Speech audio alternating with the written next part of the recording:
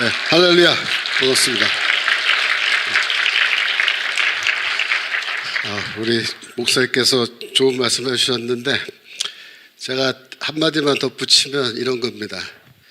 여러분들 유튜브 채널이 많지만 우리 교회의 공식적인 유튜브 채널이 뭐죠?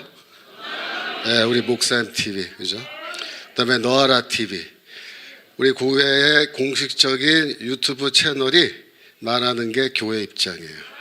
나머지는 다 개인 입장이니까 여러분들이 그거를 항상 유념하시고 교회 채널을 보셔야 돼요. 교회 채널. 네, 여러분 오늘 뉴스 다 들으셨죠?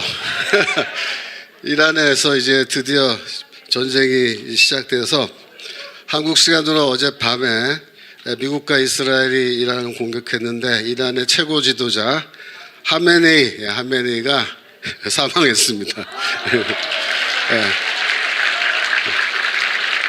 뿐만 아니라 이란 혁명 수비대의 그 지휘관들 또 핵심 관리들도 상당수가 어젯밤에 다 운명을 달리했습니다.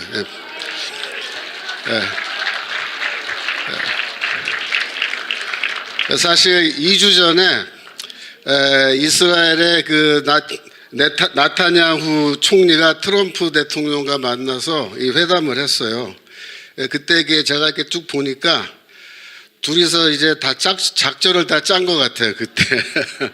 그래서 이번에 보니까 공격을 하는데 임무 분담을 했어요. 그래서 미국은 뭐 하냐면은 이란의 핵시설, 우라늄 농축시설, 그 다음에 미사일 기지, 이런 거를 이제 공격하는 거를 전담했고, 이스라엘은 뭘 했냐면은 이 이란의 지도부를 이제 공격하는 것으로 그렇게 이제 서로 임무 분담을 했는데, 사실 이때 회담할 때 이미 이 하메네이는 죽은 목숨이었어요, 사실. 이 회담 직후에 트럼프 대통령이 뭐라 그랬냐면은 내가 이란이랑 대화를 하겠다 그랬어요. 이 핵 협상, 핵 합의를 위해서 대화를 하는데 열흘 안에 끝내야 된다 이렇게 말했습니다. 열흘 안에 끝내야 된다. 만약에 열흘 안에 이게 잘 못 끝나면 어떻게 된다? 나쁜 일이 생길 거예요. 나쁜 일이 보니까 죽는 거예요. 이게. 그런데 이제 이란이 협상에 나왔는데 어떻게 했냐면은 우리가 이거 우라늄 농축을 했는데 이거는 전기 발전을 위한 거다. 이거 핵무기 만드는 거 아니다라고 거짓말을 계속했어요. 원래 이 전기 만드는 거는 농축을 좀 얕게 해도 되고 무기 만들려면 농축을 아주 세게 해야 되는데 애들이 다 세게 하고 있으면서도 우리는 무기 만들어 온 거 아니다. 자꾸 거짓말을 하는 거예요. 그러니까 어떻게 되겠어요? 결국 두들겨 맞는 거예요. 두들겨 맞는 거예요. 여러분 지금의 미국은 옛날의 미국이 아닙니다. 이 트럼프 대통령의 미국은 뭐 바이든의 미국, 뭐 오바마 때의 미국 그런 거랑 틀려요. 지금은 빈말 안 해요. 한다 그러면 그냥 하는 거예요. 마드로 잡아온다 그러면 바로 잡아오고 하메네이는 잡아올 필요도 없으니까 그냥 죽여버렸어요. 그래서 이번에 공격을 하는데 뉴스를 이렇게 쭉 들어보니까 전문가들이 뭐라 그러냐면은 이란의 저항이 반격이 좀 거셀 것으로 예상을 했는데 이렇게 해보니까 반격이 별로 없다. 신통찮다. 이렇게. 그래서 왜 이렇게 반격이 신통찮냐 봤더니 뭐 여러 가지 이유가 있겠지만은 이란이 중국산 무기를 썼어요. 이번에. 중국산 레이더를 저걸 썼는데 저게 중국의 그 말에 따르면은 뭐 미국의 스텔스 비행기까지 다 탐지해내고 막을 수 있다라는 그런 레이더 시스템인데 이 똑같은 거를 이 베네수엘라가 썼어요. 근데 지난번에 아무 무용지물. 그러니까 이번에 이란에서도 저거 뭐 세워놔봐야 아무 도움이 안 되는 거래 이번에 다시 한번 증명이 됐습니다. 중국은 사실 뭐 이란에 저렇게 무기 갖다 주고 뭐 난리 쳤는데 결국 이란은 이제 중국의 영향력에서 벗어나게 됐는데 중국은 그동안 이란과 베네수엘라에서 원유를 70% 수입하는 겁니다. 근데 이 70%가 이제 어떻게 됐어요? 베네수엘라 이란이 이제 미국의 영향권 안에 싹 들어가 버린 거예요. 중국은 예, 박수. 네. 중국은 그동안에 이 원유를 해상으로 이렇게 운반하는 그 해상 수송로를 자기들이 장악해가지고 우리 대한민국과 일본을 앞으로 위협해야겠다 그렇게 했는데 미국은 어떻게 했어요? 중국이 원유를 수입해오는 그 국가들을 다 그냥 공격해가지고 친주 국가에서 이제 전부 다 친미 국가로 바꿔버리는 거예요. 그래서 미국이 중국의 에너지에 관한 목줄을 콱 틀어진 겁니다. 이제 꼼짝도 못합니다. 앞으로 그러면 이란에는 어떤 정부가 들어서느냐 아직 잘 몰라요. 근데 지금 현재 예상은 뭐 왕정으로 넘어갈 수도 있다 이렇게 봅니다. 저 팔레비 왕세자라는 사람이 돌아가서 뭐 왕정 복고해서 다시 왕정을 하는 거냐, 아니면 이제 입헌 군주제 영국처럼, 아니면은 그냥 민주공화국으로 하느냐, 여러 가지 이제 가능성이 있는데 문제는 뭐냐면은 이번에 그 이란을 공격할 때 주변에 있는 뭐 사우디아라비아 뭐 이런 중동 국가들이 많이 반대를 했어요. 왜 반대했냐면 혹시 저 이란이 이제 무너진 다음에 저기에 민주공화국 같은 게 생기면은 자기들이 곤란하다는 거예요. 자기들은 전부 다 그냥 왕정이에요, 왕정. 헌법도 없어요, 지금 사우디아라비아 이런 나라들은.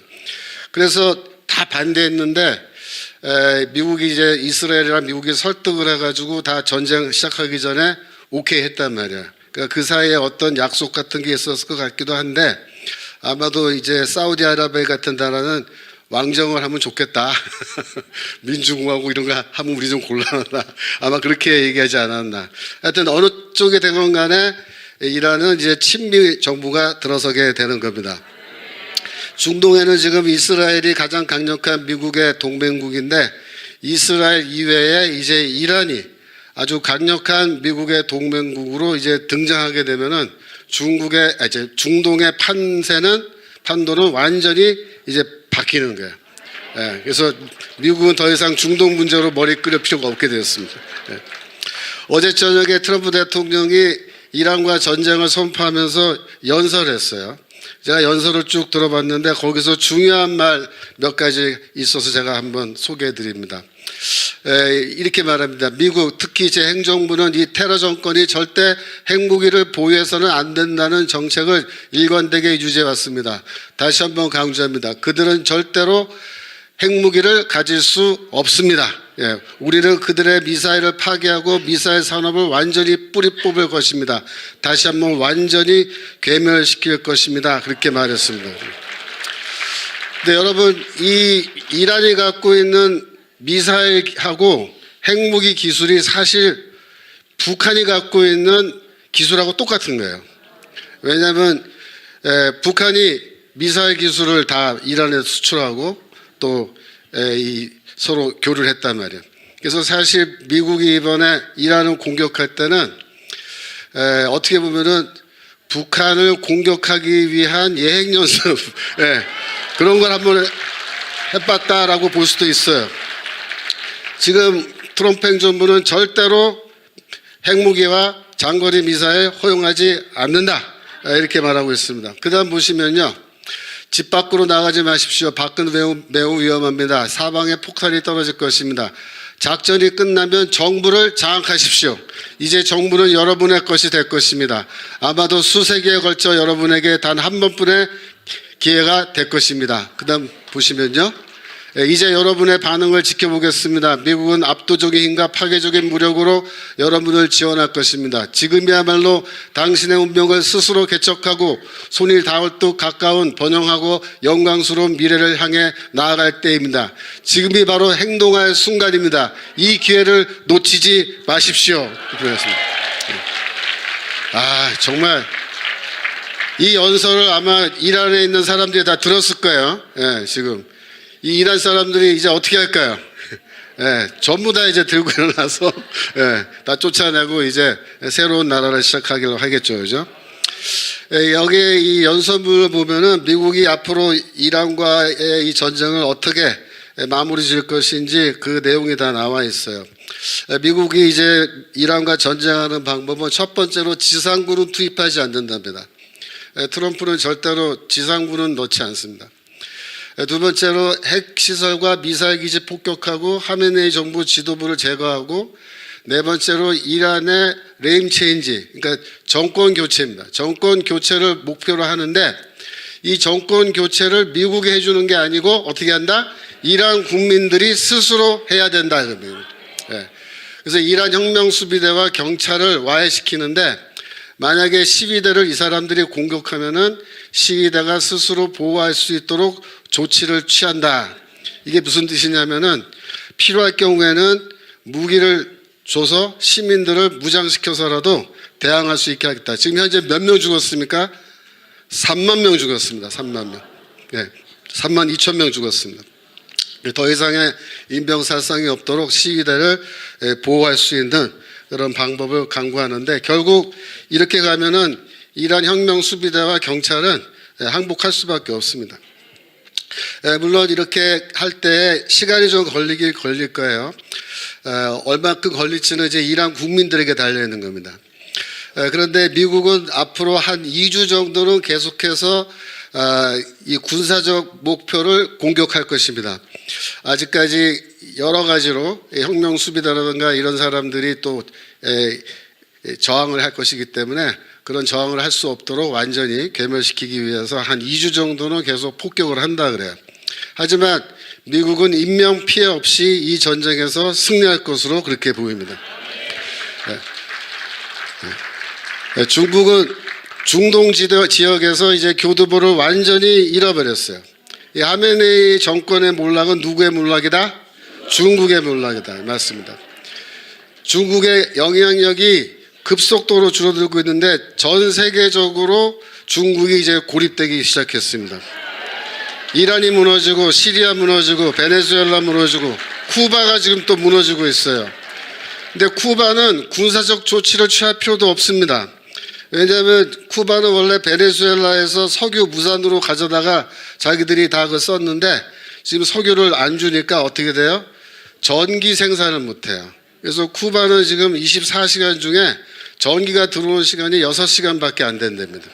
집에 냉장고가 있어도 6시간만 냉장고가 돌아간다는 말이에요. 그러니까 뭐 산업이 돌아가고 그런 것도 꿈도 못 꾸는 거예요.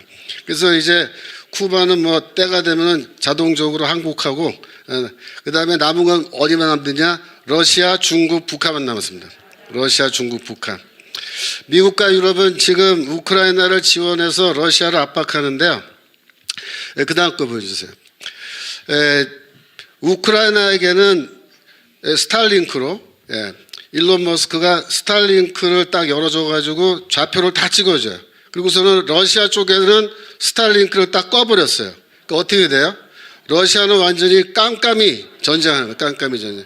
그러니까 우크라이나가 지금 뭐 기세등등하게 해서 다시 땅을 막 회복하고 있는데, 이거 한 가지만 봐도 여러분, 전쟁의 승패가 미국이 그 일론 머스크가 스타링크를 스위치 딱 꺼버리면요, 그냥 전쟁 지는 거예요. 여기 딱 켜주면 이쪽이 이겨요. 그러니까 지금 세상이 이렇게 돼 있단 말이에요. 그러니까 까불면 되겠어요, 안 되겠어요? 안 돼요.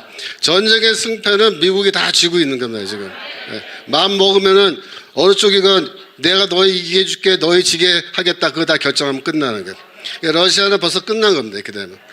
그래서 러시아는 결국 정리될 거고, 러시아는 중국과의 관계를 끊고 중립화될 겁니다. 그러면 뭐 어디만 남아요? 중국하고 북한만 남아요. 중국하고 북한. 근데 중국은 지금 어떤 상황이냐면 대혼란에 빠져 있어요. 지금 뭐 시진핑이랑 장유사랑 뭐 치고받고 싸우는 것 같은데, 뭐 누가 누구를 제거했다, 뭐 누가 반격 중이다, 뭐 죽었다 살았다, 별의별 뉴스가 다 나오는데 알 방법이 없어요, 저 나라는. 그래서 지금 현재 어떤 상황이냐?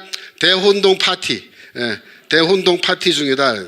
저게 좀 정리가 돼야 미국도 정리를 할 수가 있습니다. 그러면 지금 북한은 어떤 상황일까요? 김정은이는 뭐라 그럴까요? 27일입니다.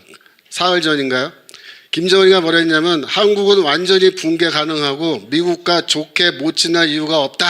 신문기사 나온 거예요. 무슨 말이냐면, 트럼프 대통령이 김정은이한테 우리가 이제 너하고 조건 없이 대화를 하고 싶은데 대화 한번 하자, 그렇게 소식을 넣었어요. 그랬더니 김정은이 이렇게 반응한 거예요. 27일에 뭐라 했냐면은, 미국이랑 우리가 좋게 못 지낼 이유가 없다. 대화하겠다. 대화하겠다. 분위기가 대화 안 하면은 마두로 같이 되거나 하메네이 같이 된단 말이에요. 그러니까 지금은 대화하자 그러면 해야 돼요. 무조건. 해야 되는데 앞에 나오는 말이 뭐냐면 한국을 완전 붕괴시킬 수 있다. 그게 뭐냐면은 우리가 핵무기가 있기 때문에 핵무기로 남한은 완전히 조져버릴 수 있다. 그 뜻입니다. 이게 지금.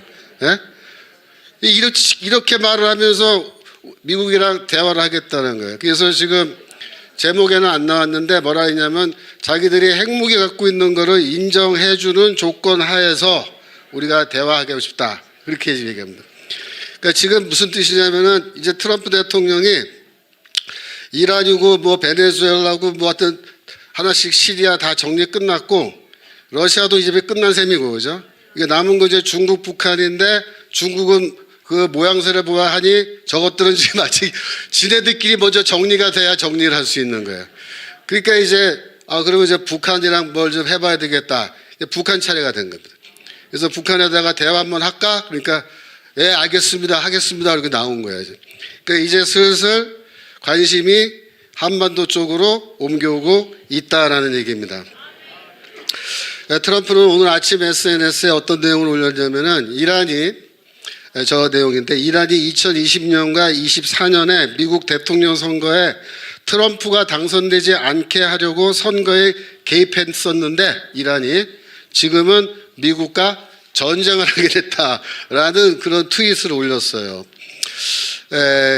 그다음 거 보여주시면요.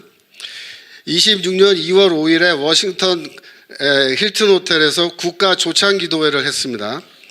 그때 트럼프 대통령이 뭐라고 얘기했냐면은 2020년 자기가 그 대통령에서 떨어질 때 러시아가 개입했다고 가정해보자. 그들은 이제 러시아는 관계없다고 말한다. 하지만 중국과 약 5개의 다른 나라를 추가할 수 있다. 그렇게 말했습니다. 그러니까 중국과 5개의 나라예요. 그러니까 중국 빼고 5개입니다.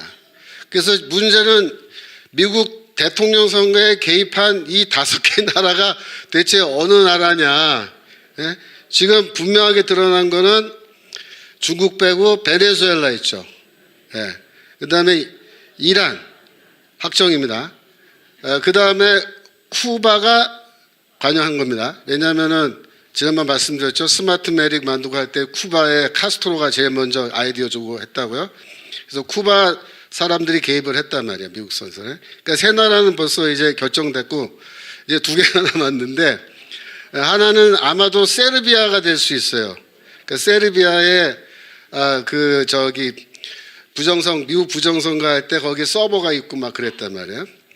그래서 세르비아가 한 자리 차지하고 나면 남은 자리가 하나 남는데 자, 그 자리가 누가 들어가야 될까요? 아마도 대한민국이 여기 들어가지 않을까 지금. 왜냐하면은 그 다음 거 보여주세요. X죠. 이게 옛날 트위터 X에 SCIF라고 하는 이름으로 활동하는 계정이 있는데요. 이 계정이 미국의 그 부정선거에 대해서 가장 활발하게 내용을 올리고 있습니다. 그런데 이 SCIF의 글을 트럼프 대통령이 자기의 계정에 인용을 했어요. 12월 달에. 그런데 2월 달에 했는데 이 SCF에 12월에 어떤 내용이 올라왔었냐면은 미루 시스템스라고 우리 한국에 있는 회사입니다. 전 세계적인 혼란의 중심에 있는 부정행위 기계, 불과 몇 년밖에 되지 않은 한국 기업 미루 시스템스가 전자투표 기술 분야에서 A배의 주요 공급업체로 떠올랐다. 그 얘기를 했습니다. 그 다음 거 있잖아요. 없구나. 그래서 이 우리나라 회사가 거기 언급이 됐어요. 그래서 아마도 이 미루 시스템스랑 A웹 때문에 우리나라가 나머지 한 자리를 차지하게 되지 않을까. 그래서 지금 이 미국 부정선거에 개입한 나라들, 묘하게도 그런 나라들을 지금 하나씩 손을 보고 오고 있는 거예요. 제일 마지막에 손볼 나라는 중국 같은데. 그래서 여러분 보시기에 어떻습니까? 이제 이란이 끝나면은 어느 나라로? 남한, 북한. 둘 다 우리나라인데 하여튼 두고 봅시다. 예, 어느 나라 먼저 순서가 될지. 사실 이제 미국은 앱스타인 문제 때문에 지금 제일 시끌벅적합니다. 지금 현재 미국 사회를 가장 뜨겁게 달구는 주제는 앱스타인 파일 문제예요. 그 다음 거 보여주세요. 이 앱스타인은 누굽니까? 원래 미국의 이제 어떤 사업가죠. 근데 이 제프리 앱스타인이라는 이 사람이 미국과 영국의 고위층을 상대로 해서 불법 성매매를 조직적으로 이렇게 했다라고 해서 이제 구속이 돼가지고 재판받고 유죄 판결 받고 이제 감옥에도 들어가고 이렇게 했단 말이야. 그런데 이 감옥에서 이제 의문사죠. 물론 뭐 자살로 처리가 됐습니다만은 의문사를 했는데 이 사람이 죽은 다음에 이 사람을 수사하기 위해서 법무부가 갖고 있는 엄청난 양의 문서와 이 동영상, 자료, 사진 이런 게 있는데 그 중에 일부를 이번에 이제 공개를 했습니다. 즉 미국의 하원과 상원이 이걸 공개하라고 결의를 해가지고 트럼프 대통령도 할 수 없이 이걸 공개를 한 거예요. 그래서 이게 지금 다 공개돼서 지금도 미국 법무부 웹사이트 들어가면은 누구든지 볼 수 있어요. 그러니까 지금 미국에서는 유튜브 하는 사람들이 매일같이 저거에 들어가서 남들이 아직 발견하지 못한 건 새로운 것도 막 조사해가지고 발견해서 유튜브로 찍어서 막 새로운 내용이 막 나오는데 그걸 지금 한 달 넘게 됐잖아요. 그래서 그걸 쭉 이제 종합해서 보면은 어떻게 우리가 정리할 수 있냐면은 이 제프리 앱스타인이라는 사람은 기본적으로 이스라엘을 위해서 일을 했던 일종의 에이전트, 뭐 정보원이라든가 하여튼 일종의 에이전트였던 것으로 우리가 그렇게 잠정적으로 결론 내릴 수 있습니다. 두 번째로는 자기 입으로 뭐라고 얘기했냐면 나는 로스차일드 가문을 대표한다. 그렇게 얘기하는 문건이 이번에 나왔어요. 로스차일드는 누구냐면은 전 세계적으로 이 금융계에서 가장 큰 손이다. 그렇게 생각하시면 됩니다. 근데 이 사람이 유대인이야 또. 그래서 이 앱스타인이 뭘 했느냐 하면은 일종의 미인계 같은 걸 사용해서 사람들의 그 약점을 잡고 그 약점을 이용해서 정치적으로 압력을 주거나 자기들이 원하는 대로 움직이게끔 하는 그런 일들을 한 거예요. 그런데 문제는 뭐냐면은 이 미인계라 그러면은 보통 성인 여자를 동원해야 되잖아요. 그죠? 근데 이 성인 여자가 아니고 앱스타인은 어린 아이들을 동원한 겁니다. 여러분들이 소위 말하는 아동성애, 영어로 페도필리아라 그러는 건데 이 아동성애 문제가 이번에 앱스타인 파일에서 굉장히 많이 나오는 거예요. 2016년도에 원래 피자 게이트라는 게 있었습니다. 이게 뭐냐면은 2016년 대통령 선거 시절에 힐러리 클린턴 캠프의 선거 대책위원장으로 있었던 존 포데스타라는 사람이 있는데 그 사람의 이메일을 누가 해킹을 했어요. 누가 해킹을 했냐면은 민주당 지지자인데 그 사람은 힐러리를 반대하고 다른 후보를 지지하던 사람인데 이 사람이 힐러리가 되니까는 화가 나가지고 이 선거대책본부장의 이메일을 해킹했는데 거기서 이상한 게 나온 거예요. 그래갖고 이거를 위키리크스라고 하는 줄리안 어산지라는 사람이 운영하는 웹사이트에다가 보내줘요. 그래서 거기서 공개를 했는데 이게 공개돼서 사람들이 읽어보니까 어떤 이상한 내용이냐면은 피자에 대한 얘기예요. 피자인데 뭐 치즈란 말도 나오고 뭐 파스타란 말도 나오고 소세지란 말도 나오고 별의별 이제 말이 나오는데 이게 다 뭐냐면은 아동 성애자들끼리 사용하는 은어라는 겁니다. 은어. 그래서 이게 나와가지고 그때 뉴스에 막 나오고 그랬는데 신문이나 언론에서는 이거 다 음모론이다. 이거 사실 아니다. 그래가지고 다 무시했어요. 그랬는데 이번에 이 앱스타인 문건을 공개해서 뚜껑을 딱 열어보니까 어떤 게 나오는 거야? 이 아동 성애와 관련돼 있는 게 막 어마어마하게 쏟아져 나온 거예요. 지금 공개한 거는요, 조금 이 정도가 좀 낮은 것만 공개한 거예요. 더 노골적인 사진과 더 보기 불편한 비디오라든가 그런 편지는 이번에 공개 안 한 겁니다. 그랬는데도 이미 사람들이 읽어보니까 이거는 아동성에 대한 건데 주로 누구와 관련되어 있냐면은 우리 서구 사회의 최고위층입니다. 가장 돈도 많고 가장 높은 권력에 올라가 있는 사람들이고 연예인들 중에서 슈퍼스타급이고 뭐 대학 교수들인데 보통 시시한 교수가 아니고 노벨상 받고 막 이런 교수들이에요. 기가 막히죠. 원래는 민주당 쪽에서 이거 공개하라고 막 난리칠 때는 이거 열면은 트럼프에 대한 뭐 어떤 나쁜 게 많이 나올 줄 알고 했는데 열어보니까 별로 안 나왔어요. 알고 보니까 이제 트럼프는 앱스타인과 어떤 관계가 있냐면은 1990년대 트럼프가 한번 파산한 적이 있습니다. 그때 이 로스차일드 가문의 그 금융기관에서 재정적인 도움을 받아서 다시 재기하는데 그 다리를 놔준 사람이 이제 앱스타인인 거예요. 그러니까 트럼프는 그런 정도의 관계밖에 없어요. 그러니까 도덕적으로 뭐 크게 문제될 만한 내용이 안 나오는 거예요, 지금. 그런데 엉뚱하게 누구나 제일 많이 나오냐면 빌 클린턴 대통령 제일 많이 나오고. 아시죠? 그 다음에 또 누구나, 빌 게이츠 많이 나오고, 그죠? 또 영국 황실의 그 왕자인 앤드루 왕자, 뭐 이런 사람 막 나오고. 예? 그래서 지금 이 문서 공개된 다음에 사직한 사람들 중에 보면 넘겨주세요. 이건 아까 그 존 포스타랑 그 형 토니 포데스타라는 사람인데 저 왼쪽 사람이 힐러리 클린턴의 선거대책본부장이었고 오른쪽은 그 형이에요.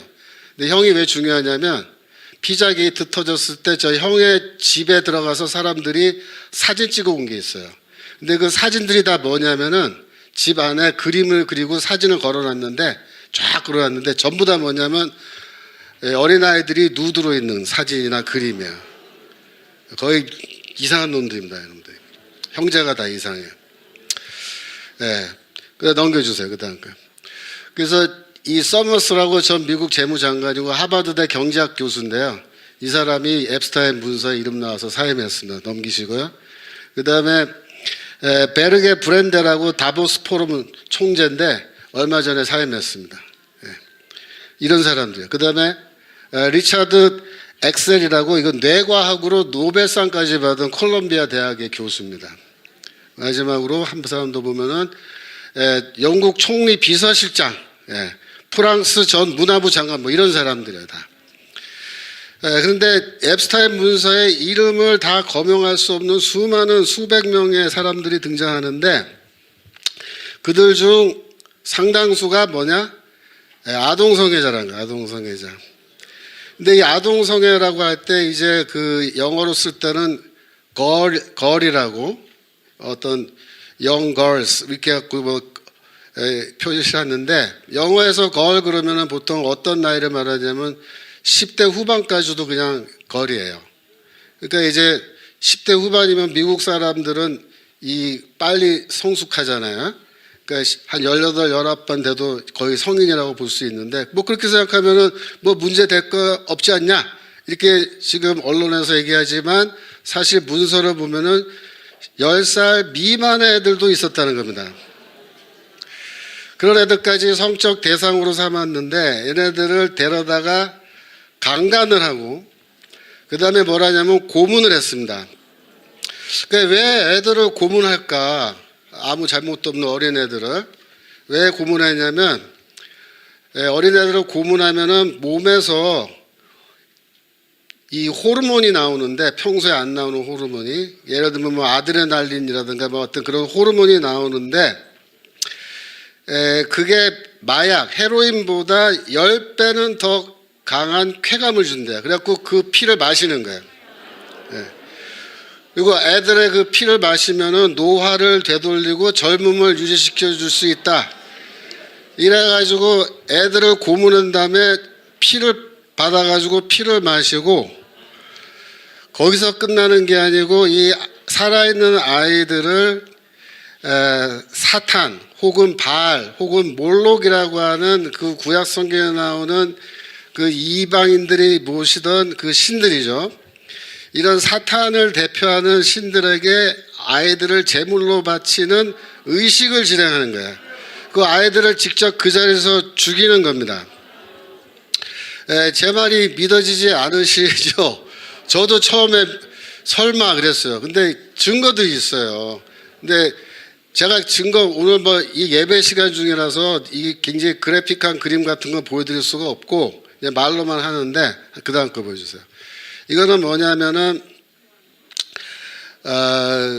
그 1979년 3월에 은퇴한 저 FBI 국장인데요. 테드 건더슨이라는 사람이 찍은 영상이에요.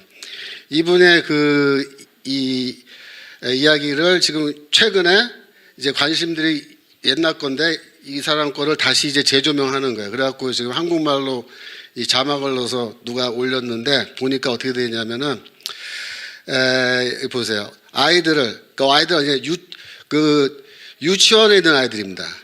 유치원에 있는 아이들을 차에 태워서 납치해서 산으로 끌고 가서 검은 밧줄에 묶은 다음에 어른들에게 애들이 겁탈당했고 넘기세요. 갈색 아기들이 제물로 바쳐졌다. 네.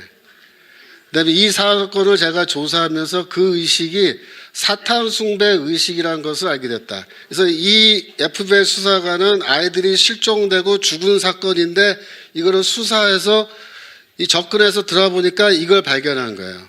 그래서 이 애들을 죽일 때 촛불을 켜고 일종의 그 노래를 이렇게 부르면서 의식을 했던 거예요. 의식을 리추얼을 하면서 애를 죽이는데 심지어 그 자리에서 살아나온 애들이 이제 증언하는데 어떻게 그러면 했냐 그랬더니 전기 칼로 잘랐대요. 전기 칼로. 네, 이게 보통 칼로 썰기 힘드니까 전기로 이렇게 써는 칼 있잖아요. 전기로.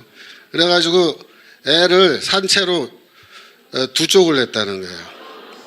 네. 기가 막히죠. 이런 비슷한 짓들인데 더 기가 막힌 얘기는 뭐냐면요. 어린아이들의 인육을 먹었다는 겁니다. 그래서 이 문서에 비프 저키라는 말이 나와요. 근데 비프 저키가 이제 여기서도 은어로 사용되는데 아무래도 이거는 뭐다? 소고기, 뭐 돼지고기, 비프 저키 그런 게 아니고 인육을 얘네들이 주거니 받거니 하면서 먹은 겁니다. 그래서 우리가 상상할 수 없는 그런 일들이 이제 벌어지는. 그다음 넘겨주세요. 근데 2018년도에 이제 FBI가 앱스타인을 조사하기 시작했는데 바로 그 조사하기 시작한 그 다음날 앱스타인이 330갤런의 황산을 자기 집에 주문해서 배달을 시켜요. 이게 다 나와요. 그래서 대체 일반인이 황산 330갤런을 왜 자기 집에다가 주문하냐. 대체 용도가 뭐냐. 황산이라는 건 주로 어떻게 쓰냐면은 범죄자들이 사람을 죽인 다음에 시체를 황산에 넣어서 녹여서 없애버리거든요. 뼈도 다 녹아버려. 그래서 어린아이들의 그 시체나 이런 거를 어디 보관하고 있던 거를 냉장고에서 다 꺼내가지고 황산에다가 다 처리하려고 저걸 주문하지 않았겠느냐. 지금 그렇게 얘기합니다. 그래서 지금 이 미국 사회에서는요, 이 앱스타인 파일 때문에 일반인들 특별히 이 마가 세력 안에서 굉장히 이제 시끄럽습니다. 우리가 모르는 사이에 서구의 최상류층 안에서 이런 엄청난 악행이 일어나고 있었는데 이거는 좌파 우파 그런 문제가 아니에요. 이거 그런 문제가 아니에요. 그래서 현재 언론은 아무도 이 내용을 보도하지도 않고 FBI도 이 사건들을 수사하지 않습니다. 그러니까 오래전의 사건인데 뭐 이거를 증인을 찾고 이런 게 뭐 어렵다. 그래갖고 아무도 수사를 안 해요. 아직까지 이 사건으로 인해서 한 명도 체포되지 않았고 한 명도 기소되지 않았다는 겁니다. 그래서 언론과 정치권은 그냥 침묵하는 겁니다. 그래서 한마디로 말하면은 이거 그냥 덮고 지나가자. 덮고 지나가자. 덮고 지나가자. 트럼프 대통령도 사실 그런 입장이에요. 그러니까 이거는 지금 수사를 하고 일일이 다 사람을 잡아다가 해가지고 감옥에 넣고 하기가 일이 너무 크다는 거예요, 이게 규모가. 그래서 이거는 그냥 덮고 넘어가면 좋겠다. 그래서 지금 하는 말이 그 얘기예요. 내가 그래서 이거 열지 말자 그랬잖아, 처음부터. 내가 이래서 열지 말라 그런 거라고. 너희가 열자고 그래서 열었는데 봐라. 감당할 수 있어, 지금 우리가? 감당 못한다. 그 다음 거 해주세요. 그림이 좀 작게 나왔는데, 이 사람은 이제, 이 여자는 팬 본디라고 미국 법무부 장관이죠. 이 법무부 장관이 금년 2월 달에 아마도 의회에서 한 말 같아요. 정식으로 공개적으로 하지 않았고 이제 누가 듣고 나서 이제 나온 말인데, 뭐라 했냐면은, 영어로 말하면, 우리말로 하면 이거예요. 만약에 검찰이 앱스타인 파일에 연결되어 있는 모든 사람을 다 고발한다면 전체 우리 사회의 시스템이 한꺼번에 무너져 내릴 거다. 그렇게 얘기했다는 거예요. 미국 법무부 장관이. 그래서 지금 이게 문제인데, 특별히 마가, 즉 트럼프 대통령을 지지했던 세력들은 이 문제를 이렇게 덮고는 못 지나간다는 거예요. 무슨 말이냐면은, 원래 트럼프 대통령이 2016년에 이제 처음 대선에 이제 나오고 이렇게 할 때부터 뭐라 그랬냐면, 내가 대통령이 되면은 워싱턴에 있는 딥스테이트, 이 딥스테이트를 다 쓸어내겠다, 제거하겠다. 그게 공약이었어요. 그때 당시에 입만 열면은 딥스테이트 내가 반드시 쓸어내겠다. 그 다음에 앱스타인 파일도 내가 공개하겠다. 그렇게 얘기했었다고, 사실은 그 당시에는. 그런데 24년에 대통령 당선된 다음부터는 이거 안 하는 거예요. 그러니까 대통령도 이제 트럼프 대통령도 어느 정도 내용인지 잘 몰랐는데 대통령 돼서 그거 좀 갖고 와봐. 그래서 이제 보니까 악 소리 나는 거야. 야, 이거 너무 사회적 파장이 커서 이거는 곤란하다. 또 거기에 이스라엘 관련된 내용이 나온단 말이야. 그것 때문에 더 부담스러운 거고. 그래서 이제 안 하고 좀 미온적으로 한 건데, 지난번에 찰리 커크가 죽었잖아요.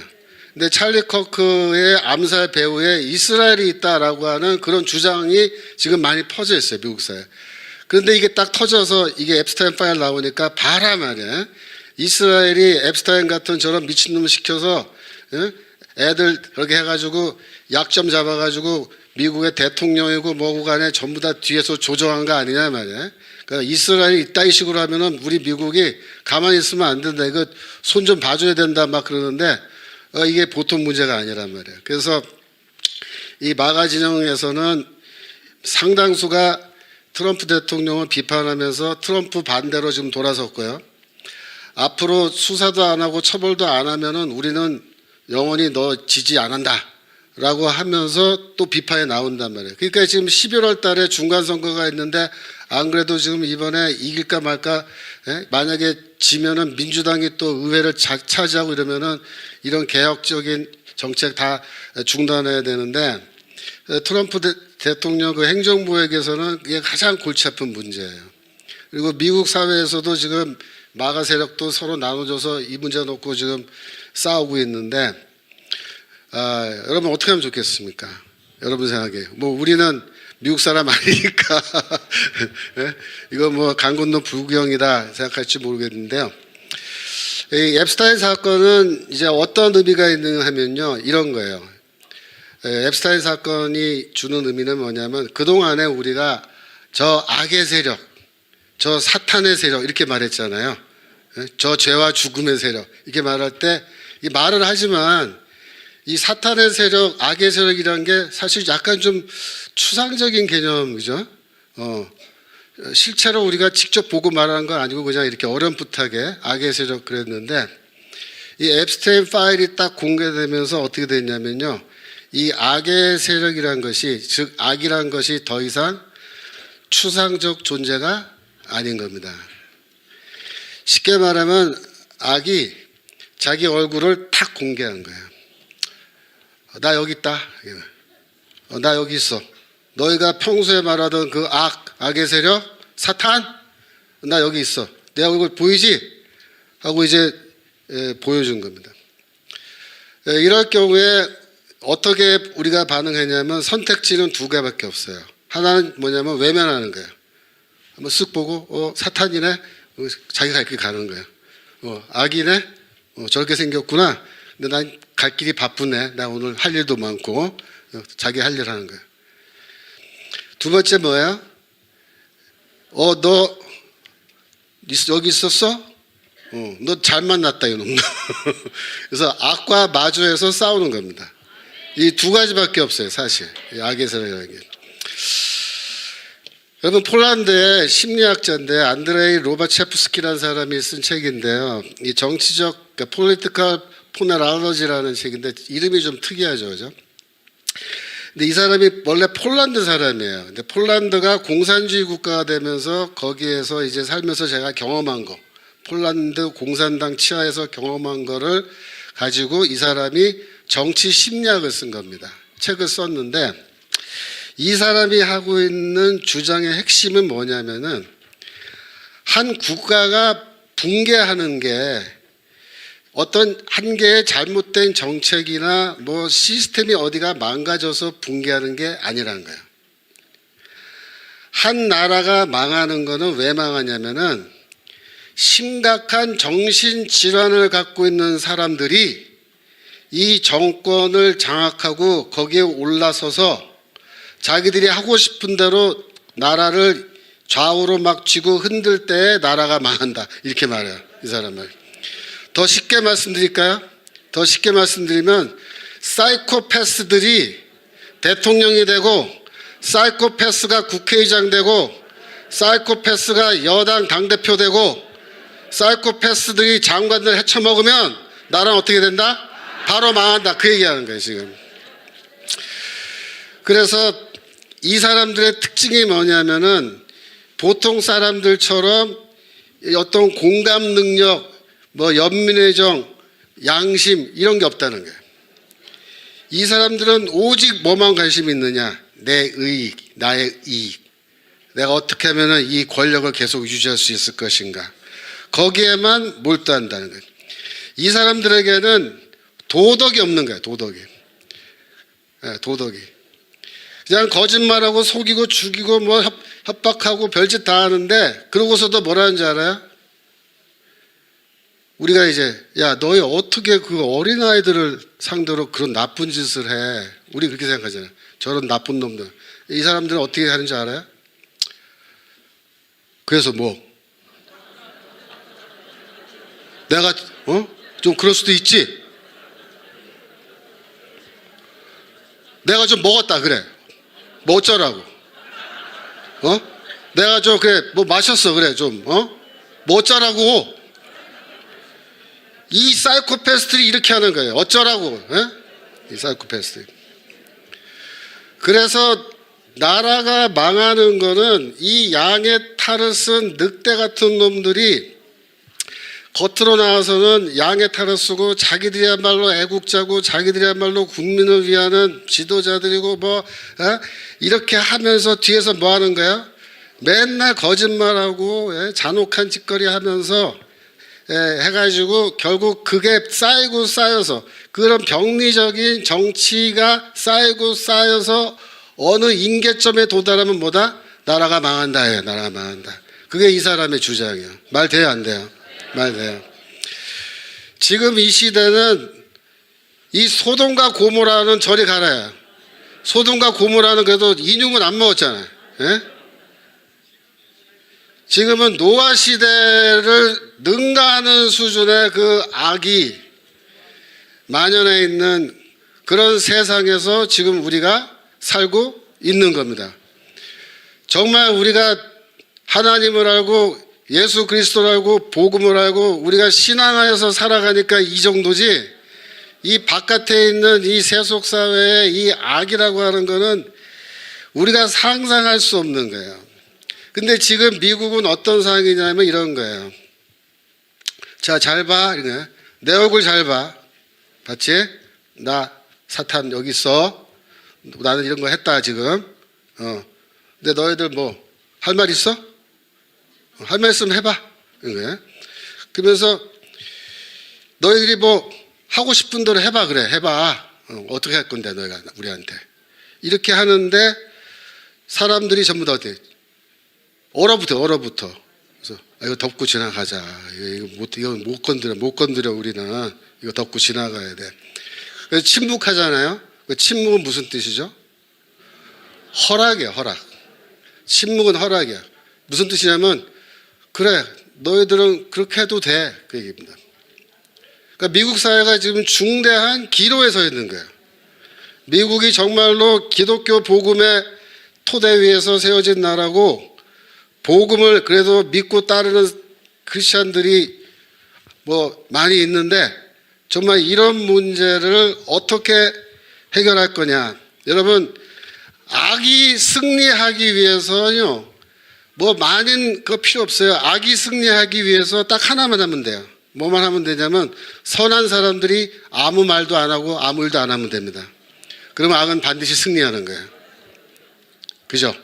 지금 그 문제입니다. 그러니까 앱스타인 파일의 문제는 우리에게 이 질문을 하는 거예요. 근데 이 질문이 사실은 우리도 똑같은 상황 속에 있다는 겁니다. 왜? 우리도 사이코패스 밑에 있단 말이야. 사이코패스 밑에. 응?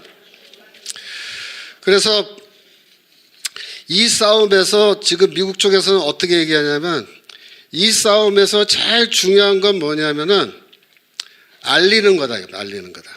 그러니까 언론은 침묵하고 다 침묵하고 있지만 일반 사람들이 이거를 열심히 연구해서 막 유튜브로 알리고 막 SNS 쓰고 해가지고 사람들에게 막 알리는 거예요. 그래서 인식, 이런 것이, 이런 사건이 있었다, 이런 일이 벌어졌다라는 것을 인식하게 하는 것이 뭐다? 그게 이 전쟁을 싸워나가는 방법이라는 거예요. 우리는 어때요? 우리도 똑같아요. 우리도 이 싸움에서 제일 중요한 게 영어로 말하면 뭐예요? awareness. 아는 거예요. 얘네들이 뭘 하고 있는지 아는 거예요. 그리고 알리는 거예요. 모르는 사람들한테 알려서 그들이 이거를 깨닫도록 도와주는 거예요. 그렇게 싸워나가지 않으면은 절대로 우리가 이 싸움에서 이길 수 없다 이겁니다. 그래서 우리가 이 괴물 같은, 정말 이거 인간으로서 할 수 없는 그런 짓들을 한 이런 괴물 같은 집단들이 이 세상에 실제로 존재한다라는 것이고, 이 사람들이 보통 사람들이 아니고 이 세상을 들었다 놨다 드러났다는 그런 사람들이라는 것을 알고 이 세상 속에서 우리가 정말 하나의 백성으로 어떻게 살아가야 할지 우리가 다시 한번 고민해 봐야 되는 거예요. 더구나 우리가 이 자녀 세대들을 놓고 생각해 보면은 우리 자녀 세대들이 앞으로 이러한 어마어마한 이런 악의 세력 밑에서 살아가지 않도록 방법을 강구하고 세상을 그래도 올바른 방향으로 우리가 만들어 나가야 된다는 겁니다. 우리나라에서 지금 벌어지고 있는 일들도 만만치 않아요. 그 다음 거 보여주세요.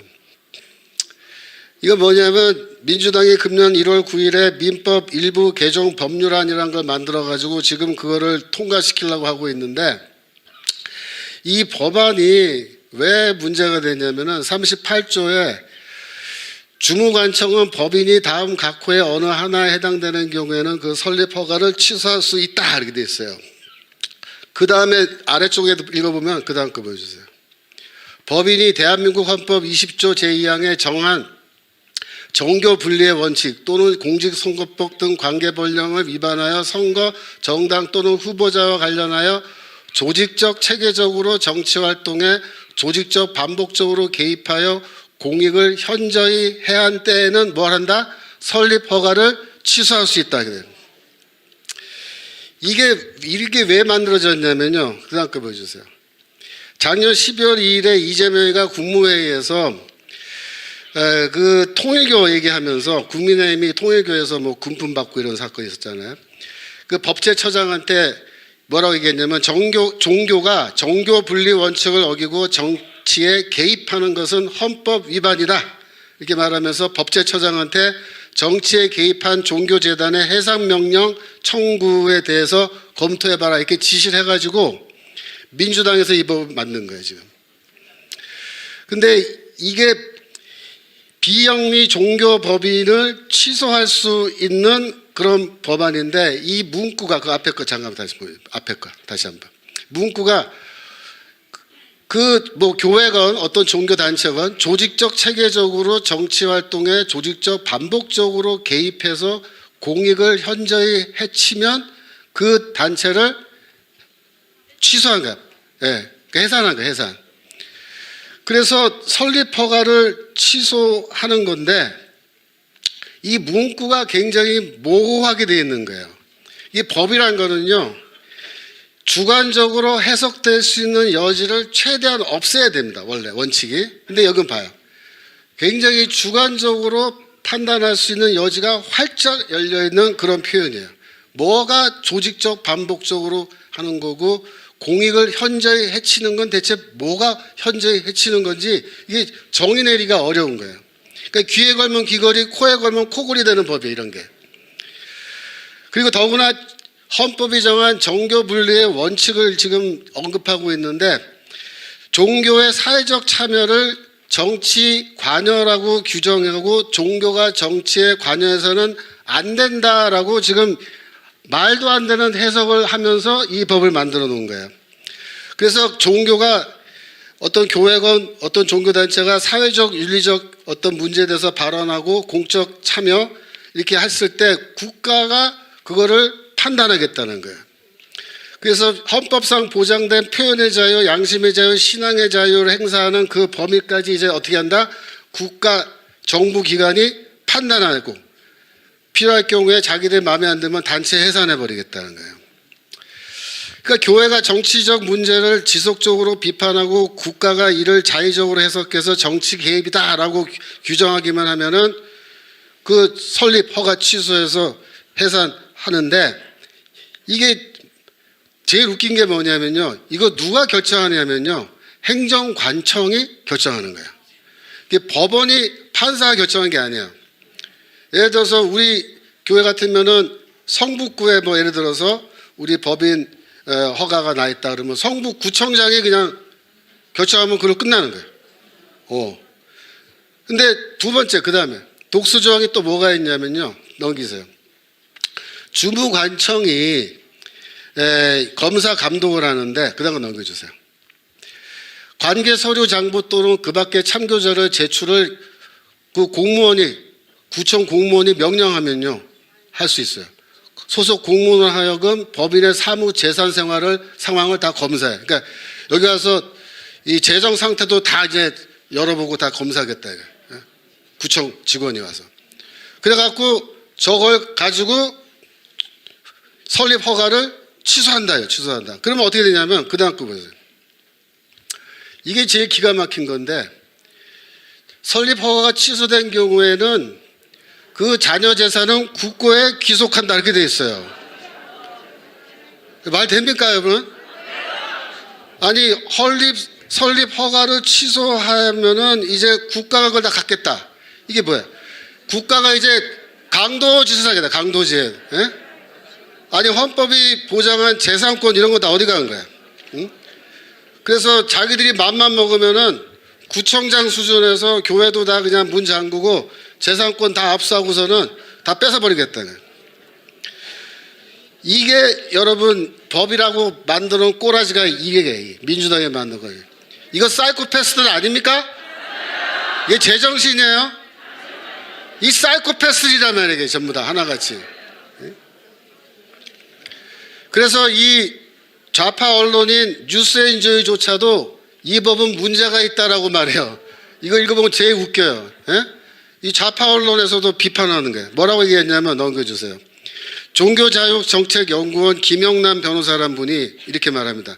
이러한 부분이 정권의 성향에 따라 악용될 위험성이 있다. 김 변호사는 개정안이 담고 있는 추상적 요건들은 권위주의적인 정권이나 편향된 행정부가 들어섰을 때 자신들에게 비판적인 목소리를 내는 종교단체와 시민사회 법인을 합법적으로 말살하는 도구가 될 수 있다. 이게 좌파 변호사가 이렇게 얘기하는 거예요. 근데 문제가 뭐예요? 권위주의적인 정권 혹은 편향된 행정부가 이미 들어섰어요. 사이코패스들이 이미 지금 하고 있단 말이에요. 우리는 지금. 그러니까 이게 지금 문제가 된다는 거예요. 그 다음 거 보시면요. 이거는 이제 국민투표법 개정안인데 넘겨보세요. 하나 더 넘겨보세요. 이게 뭐냐면 사전투표, 국민투표 및 개표에 대한 허위의 사실을 지속적으로 유포하는 사람은 10년 이하의 징역 처할 수 있다. 이제 법안을 만들었는데 아까 제가 교회로 오면서 뉴스 들어보니까 이거를 민주당에서 요 항목을 뺐대요. 왜 뺐을 것 같아요? 왜 뺐을 것 같아요? 예. 어제 부정투표 토론 있었죠? 거기서 누굽니까? 전환기. 전환기 선생이 다른 4명이나 나가서 잘 했잖아요. 토론. 잘해가지고 그게 500만 명의 사람이 봤어요. 그러니까 지금 민주당에서도 알잖아요. 그러니까 지금 사람들이 500만 명이나 부정선거에 대한 토론 보고 전부 다 그거 보고 나면 어떻게 돼? 야, 이런 게 있었어? 부정선거로 맞네, 이거. 예? 다 이렇게 되는 거예요. 그러니까 이준석이가 이번에 큰일 한 거예요. 이준석이한테 박수 한번 해요, 우리가. 이준석이. 정말 너무 감사해요. 이준석이 정말 미운 짓만 골라서 했는데 처음으로 예쁜 짓 한 거예요. 나와서 그냥 눈만 꿈뻑꿈뻑 하면서 이제 교육자 받고 들어갔는데 잘한 거예요. 그래서 이게 싸워야 됩니다. 싸우고 말을 해야 되고 집요하게 우리도 물고 늘어지고 이렇게 하면요 이놈들이 이 법 만들다가도 움츠려서 지네들이 빼는 거예요. 빼는 거예요. 그 다음에 넘기셔서 시간 관계상 넘기시고 이게 뭐냐면은 지금 차별금지법이 또 2월 5일 날 새로 또 법안이 올라갔어요. 그래서 이것도 이제 3월 중에 통과될 예정인데 여기 보면은 2조 1항에 성별이란 여성, 남성 그 밖에 분류하기 어려운 성 대체 분류하기 어려운 성이 뭐가 있어요? 그 다음 거 넘겨주세요. 여기 여러 가지 있지만 성적 지향, 성병 정체성 때문에 차별받으면 안 된다 그러고 넘기시고 그 다음에 성별 등을 이유로 신체적 고통을 가거나 수치심, 모욕감, 두려움 등 정신적 고통을 주는 행위하면 범죄가 된다. 여러분 보세요. 이 차별금지법은요 사실상 형법입니다. 왜냐하면 벌을 줘요. 처벌하기 때문에. 근데 얘네들이 원래 형법에서는요 범죄가 구성되려면 그 범죄를 구체적으로 명확하게 묘사하게 되어 있습니다. 근데 이건 뭐예요? 주관적인 수치심, 모욕감, 두려움이에요. 이건 감정이잖아요. 그러니까 내가 이런 감정을 그냥 느꼈어 그러면 너는 범죄자가 되는 거예요. 그러니까 이 정도로 모호하게 되어 있는데 이런 식으로 해놨거든. 넘기시고요. 그 다음에 이러한 남에게 모욕감이나 이런 수치심을 주면은 국가인권위원회에 진정을 한다. 이게 진정이 아니고 사실 고발이거든요. 근데 이것도 말도 교묘하게 형법이 아닌 것처럼 진정이라고 바꿔놓은 거야. 아주 치사하고 뱀 같은 놈들이에요. 그래갖고서는 이 법에 특별한 규정이 없는 상황에 관해서는 국가인권위원회 법을 준용한다. 근데 국가인권위원회라는 조직은요, 이게 무슨 형사기관이 아니에요. 여기에 무슨 법이 있어서 걔네들이 그 법을 갖고 뭘 하냐 말이에요. 그래갖고 국가위원회 법조차도 굉장히 모호하게 되어 있는데 거기에 의거해서 처벌하겠다는 겁니다. 네, 넘겨주시고. 그래서 시정명령을 내린다는 거예요. 근데 넘기시면 시정명령을 만약에 따르지 않으면 3천만 원 이하의 이행 강제금을 부과할 수 있다. 여러분 이행 강제금이란 말 들어보셨어요? 이게 사실은 벌금이에요. 3천만 원이면 벌금이잖아요. 근데 얘네들이 벌금이란 말을 쓰면 이게 형법이 되기 때문에 이게 통과가 안 되는 거야. 그래서 이 벌금이란 말을 안 쓰고 그걸 우회하기 위해서 이행 강제금이라고 하는 말도 안 되는 모호한 표현을 쓰는 건데 그것도 이 시정명령을 한 날 기준으로 매년 1회 해서 그 시정명령이 이행되기까지 반복해서 강제 이행금을 부과할 수 있습니다. 그래서 이게 문제인 거예요. 그러니까 개인이 내가 어떤 성적 지향이라든가 그 젠더 문제 이런 거에 의해서 상대방 동성애자에게 기분 나쁜 그들에게 모욕감을 느끼는 주관적으로 그것도 느끼는 무슨 말이나 행동을 했을 시에 고발하면요 곧바로 걸려야 되는 거예요. 그럼 3천만 원 내야 돼. 예? 그것도 반복적으로 두들겨 맞고요. 그 다음에 또 뭐 있냐면 넘기세요. 하나 더 있는데 없어요? 마지막에 내가 모르고 지웠나? 마지막에 뭐가 있냐면요. 민사소송에서 손해배상하죠. 손해배상. 그 손해배상은 최하 500만 원입니다.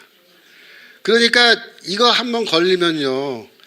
야, 이거 그냥 주머니 탈탈 털리는 거예요. 그래갖고 지금 첫 번째 만든 민법 개정안 같은 경우는 완전히 교회를 겨냥한 법입니다. 그거는 종교의 정치 참여 어쩌고 하면서 교회를 겨냥한 건데 뭐 여러분 생각해 보세요. 어느 교회? 사랑제일교회 맞습니다. 우리 교회 겨냥해서만 이 미친놈들이 우리 교회 겨냥해서 지금 만든 거예요. 그래서 지금 우리가 어떤 시점에서 살고 있냐면 여기까지 지금 칼이 들어온 겁니다. 예? 이 사이코패스들이 미친 법안 만들어가지고 우리 목에다가 여기까지 칼을 들이민 거예요. 그러니까 지금 이런 상황에서 우리가 목에 비수 들어와 있는 상황에서 우리가 싸우고 있는 겁니다. 어떻게 싸우면 좋겠어요? 예? 얘네들이 갖고 있는 태도가 똑같아요. 이런 말도 안 되는 법을 만들어 놓고 우리한테 뭐라 그러겠어요? 왜? 뭐 어쩔 건데? 우리가 그런 법도 좀 만들 수 있지. 어쩌라고? 너희 뭐 할 수 있는 거 있어, 너희가? 지금 이러고 있는 거야, 이게 지금. 이 사이코패스들이. 그래서 우리가 이럴 때일수록 어떻게? 단결해서 싸워야 되고, 이재명에 반대하는 모든 세력을 규합해서 싸워야 됩니다. 지금 이 싸움은 요한계시록 마지막에 나오는 그 모래사장에서 바닷가에서 양쪽 세력이 딱 진을 펼치고 마지막 일전을 벌이는 용의 세력과 마지막 일전을 벌이는 그 싸움과 똑같은 거예요. 근데 여러분 조심해야 될 게 뭐냐면 이 짐승 같은 놈들하고 자꾸 싸우잖아요. 장기간. 어떻게 되냐면 나도 조금씩 짐승처럼 돼갈 수가 있어요. 그게 제일 위험한 거예요. 네. 그래서 우리가 짐승 같은 놈하고 맞서서 오랫동안 장기간 싸우지만 우리 자신이 짐승처럼 되면 안 되고 우리는 어떻게 돼야 돼요? 예수 그리스도를 닮은 사람이 돼야 될 줄로 믿습니다. 예. 그래서 이놈들은 성경 말씀 아까 읽은 거예요. 베드로후서 2장 12절. 이성이 없는 짐승과 같은 놈들인 거예요. 그러나 이 사람들은 본래 잡혀 죽기 위하여 난 이성 없는 짐승 같아서 그 알지 못한 것을 해방하고 저의 멸망 가운데서 멸망을 당하며 13절 불의의 값으로 불의를 당하며 낮에 연락을 기쁘게 하는 자들이 점과 흠이라 너희와 함께 연애할 때 저희 간사한 가운데 연락하며 음심이 가득한 눈을 가지고 범죄하기를 쉬지 않냐고 굳세지 못한 영혼들을 유혹하며 탐욕에 연단된 마음을 가진 자들이니 누구다? 저주의 자식들이다. 이 사이코패스 같은 놈들은 다 이성이 없는 짐승 같은 놈들이고 성경에 뭐라고 되어 있냐면 저주의 자식들이에요. 저주의 자식들. 그래서 이 저주의 자식들과 우리가 싸울 때는 우리가 어떻게 싸워야겠어요? 우리는 믿음 가운데에서 신앙 가운데에서 예수 그리스도를 닮아가면서 그렇게 싸워야 될 줄로 믿습니다. 이 사람들은 지금 정광훈 목사님 아무런 잘못한 거 없어요. 사실 무슨 특수건물 침입 교사라 그러는데 그 혐의가 없잖아요. 근데 이놈들은 전 목사님 그래도 잡아놓고 이러는 거예요. 그래 혐의 없어. 그래 그래도 우리가 구속할 수 있지 뭐. 응? 어쩌라고. 이 사이코패스들이란 말이에요. 이게 전부 다 지금 이렇게 하고 있는 거야. 그래서 이 정말 우리나라의 이 주사파 세력들은 사이코패스들 중에 이 사이코패스인데 우리가 이들과 맞서서 진짜 교회를 지키고 그죠? 대한민국을 지켜야 될 줄로 믿습니다. 이제 이 시간 우리 함께 통성으로 기도하실 때 하나님 이 이성이 없는 짐승과 같은 놈들 이 저주의 자식들 하나님께서 하나님의 능력 가운데서 박살을 내주시고 저들이 속한 시일 내에 망하게 해주시고 선한 세력들이 이 싸움에서 승리할 수 있도록 해주시고 저희 사랑체육교회와 우리 가문 집회 이 모든 토요 집회를 지켜 보호해 주시고 앞으로 더 많은 주의 백성들이 나와서 한 마음으로 기도하며 이 싸움을 함께 싸워 승리할 수 있게 하여 주시옵소서. 우리 통성으로 기도하시겠습니다. 주여 주여 주여. 아버지 하나님, 이성이 없는 짐승과 같은 이 사이코패스들이 대한민국을 장악하고 이 세상을 장악하고 저들이 큰 목소리로 외치며 악을 행하며 그래 어쩌건대라며 저희들에게 나서서 분할을 부르리고 있습니다. 저희가 이들 앞에 서서 움츠러들지 말게 해주시고 용기 백배하게 하여 주시옵시고 선한 세력들이 손으로 악을 싸워 이길 수 있도록 주여 축복하여 주시옵소서. 이 짐승만도 못한 자들을 주여 이 저주의 자식들 주여 속한 시일 내에 하나님께서 저 먼저에서 끌어내어 주시고 저 지옥불에 다 들어가게 하여 주시옵시고 다 멸망하게 하여 주시옵소서. 대한민국에서 저 더러운 사탄의 자식들이 다 물러나게 해 주시옵시고 하나님의 백성과 주 예수 그리스도를 믿는 하나님의 백성들이 이 땅 위에서 하나님의 뜻 가운데서 살아갈 수 있는 날이 속히 오도록 주여 축복하여 주시옵소서. 이 정강한 목사님 아무 죄도 없이 지금 감옥에 들어가 계십니다.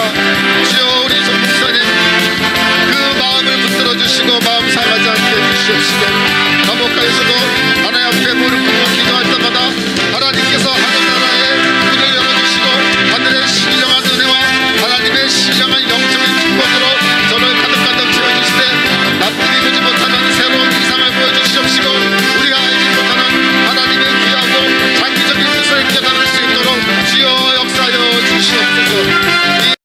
그래서 이 싸움을 인도하여 나갈 때 지치지 않게 해주시옵시고 영적인 지도자가 되게 하여 주시옵소서. 영적인 메시지로 이 백성들을 감화시키시며 저희들을 영적 지도자로서 하나님의 나라로 또한 자유통일 이 복음의 나라로 이끌어가는 하나님의 종되게 하여 주시옵소서. 하나님이 이 싸움에서 방해가 되고 있는 모든 이 분란의 영들 다 물러가게 해주시옵소서. 이 분란의 영들이 다 물러가는 가운데 주여 이 모든 성도들과 하나님 백성들이 한 마음으로 싸워나갈 수 있도록 주여 축복하여 주시옵소서. 하나님께서 이 나라를 축복하여 주시되 대한민국을 축복하여 주시옵시고 북한도 축복하여 주시옵소서.